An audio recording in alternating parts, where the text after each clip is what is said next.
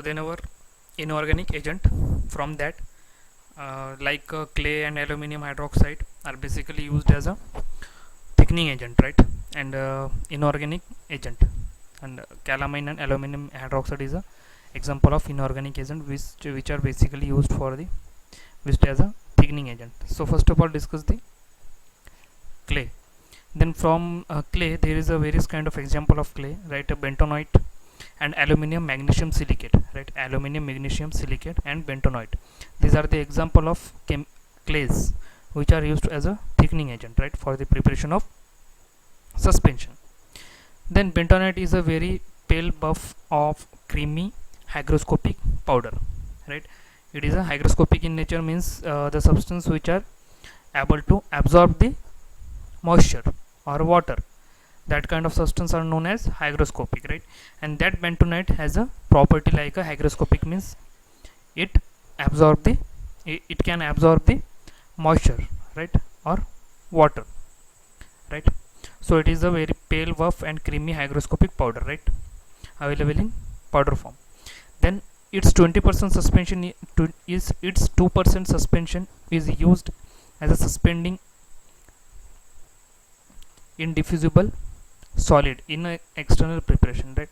Means 2% solution of bentonite are used in suspension for suspending the indiffusible solid. Indiffusible solid means the solid which does not dissolve in water as well as does not distribute into a water, right? That kind of solid we call that indiffusible solid, right? So for the preparation of suspension containing indiffusible solid, that time the 2% of suspension 2% of bentonite solution are used, right? Then for example the calamine lotion is a externally applied preparation, right, and it contain the indiffusible solid. That's why they for the preparation of calamine lotion bentonite are basically used as a thickening agent, right? Then our next is our from the clay aluminium magnesium silicate, right? Aluminium magnesium silicate is a creamy colorless tasteless powder used for external and internal preparation, right? Bentonite used for only external preparation, right? And but the aluminium magnesium silicate, it is used for the both kind of preparation, like external and internal preparation, and it has a property like it's creamy colorless tasteless powder, right? So it is about the our example from the clay, right? Clay form falls in inorganic agent, right?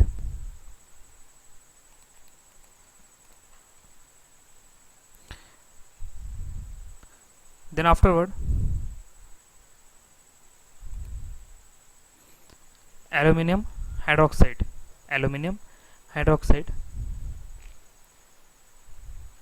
means there is a two example, that is clay and aluminium hydroxide. In clay, that is the bentonite and aluminium magnesium silicate, and our next is aluminium hydroxide, right, from the inorganic agent. It acts as a suspending agent when suspension contain a barium sulfate, calamine, sulfonamide and sulfur, right? It acts as a suspending agent when suspension contain a barium sulfate, calamine, then sulfonamide and sulfur, right? When we are going to prepare a suspension by using this kind of active ingredient, that time for the thickening agent we will use the or we can use the aluminium hydroxide as a suspending agent, right, for the preparation of suspension containing barium sulfate, either barium sulfate or either calamine, then either sulfonamide or sulfur containing suspension, right? Then after that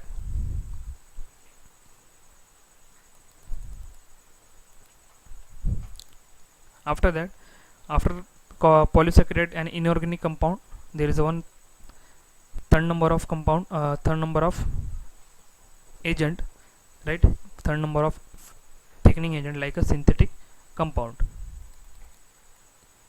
Its name itself suggests that synthetic compound means the thickening agent which is used by synthetically, right, or man-made. either it is called man-made compound, man-made thickening agent, or synthetic compound or synthetic thickening agent, right? In our previous we will discuss the natural polysaccharides and some semi-synthetic polysaccharide and some uh, inorganic compound also, inorganic agent like a clay and aluminum hydroxide, right? So it is our third kind of thickening agent, that is synthetic compound, in which the carbomer and colloidal silicon dioxide, carbomer and colloidal silicon dioxide, these are the example of synthetic compound which are used as a thickening agent for the preparation of suspension, right? Among rather than these two, there is another also various example, right? But for the suspension, carbomer and colloidal silicon dioxide are basically used whenever going to select the synthetic compound, right? Then first of all carbomer. Then carbomer, it is used as a thickening agent when with a concentration of 0.1 to 0.4% for external and internal preparation, right? For the preparation of internal as well as external preparation, we can use the carbomer as a thickening agent with a concentration that is 0.1 to 0.4%, right? This is the concentration of carbomer, right, which is we should use, right? That is 0.1 to 0.4%. it is a very less concentration, right? Very less concentration, so it will become a very effective or very helpful or very commonly usable synthetic compound, that is a thickening agent, right? Means with a small concentration we can get a desired viscosity, right? So we should necessary to use with this concentration, right, for the internal and external preparation. Then after that also the carbomer are also called as a carboxyvinyl polymer, carboxyvinyl polymer also, right? Then our colloidal silicon dioxide, that is, it is a white non-gritty powder, act as a suspending agent with a concentration 1.5 to 4%, right? 1.5 to 4%. Means this is the physical character of our colloidal silicon dioxide, that is, it is a white in color, non-gritty. Non-gritty means it does not give a feel like a sand, gritty means the sand like structure, sand like, right? और जो रेती होता है, जो रेती बोलते हैं हम, मतलब रेती को पकड़ने के बाद या फिर हाथ से रब करने के बाद कैसा लगता है, उसको ग्रिटीनेस बोलेंगे अपन, ठीक है? लेकिन that's but in colloidal silicon dioxide is a non gritty, means it does not give a sand like feeling, right? That's why it's called as non gritty and act as a suspending agent, right? Suspending agent are the agent which used for the increasing the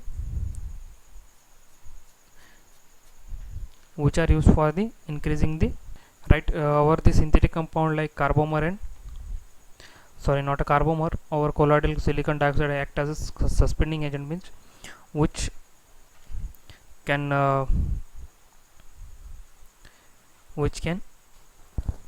help to suspend the solid particles into a liquid, or the substance which prevent the formation of caking at the bottom of suspension, right?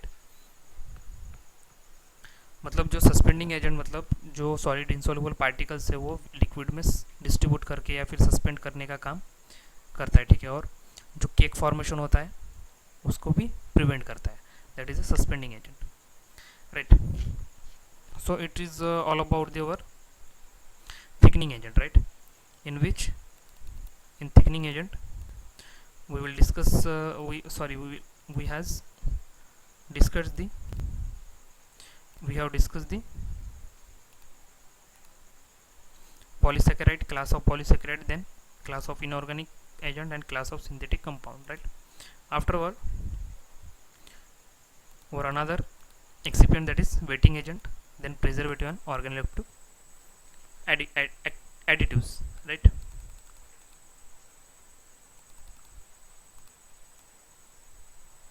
Then wetting agent, the agent which minimize the interfacial tension between solid particles and liquid media and form a good quality of suspension. The wetting agent means are the agent which is responsible for minimizing or reducing the interfacial tension between the solid particles and liquid medium, right? Means means what happen actually? Actually, the insoluble drug means insoluble solid particles does not dissolve. That's why it is called as insoluble, right? Means the particles of insoluble drug does not mix with the globules of or particles of water, right? Due to the repulsion of them, right? Due to the repulsion of them, right? Means it has a, the solid particle has a interfacial tension or interfacial force. Due to this, there is a repulsion of solid particles and liquid globules or liquid particles, right? That's why there is a does not happen the mixing, right? So but this can we will minimize by adding the wetting agent. It helps to minimize the that repulsion, means that interfacial force, right? Due to minimization of interfacial or repulsion force, that solid particles and liquid media are close in come in close, right? Come in close. That's why that solid particles for the sufficient period of time it suspended or remained into the liquid media, right? So this is the main mechanism or main use of wetting agent, right? And also with that wetting agent minimize the interfacial tension, along with its form a good quality of suspension, right? So then alcohol in tragacanth mucilage, then polysaccharide in oral and parenteral suspension, right? Example, these are the example of wetting agent, right? After that, avoid the excess use of it may causes foaming or bad taste or bad odor to the suspension.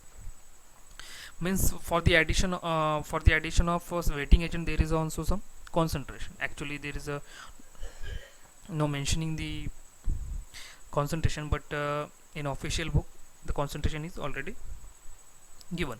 So on the basis of our concentration we should add the wetting agent, right? Otherwise if we use it excessively, right, that time it may cause a foaming to the suspension or give a bad taste to the suspension or sometimes bad odor to the suspension also. So there is a very necessary to add with a proper concentration on proper precaution, right, for avoiding the that kind of effect, that is foaming, bad taste, bad odor, right?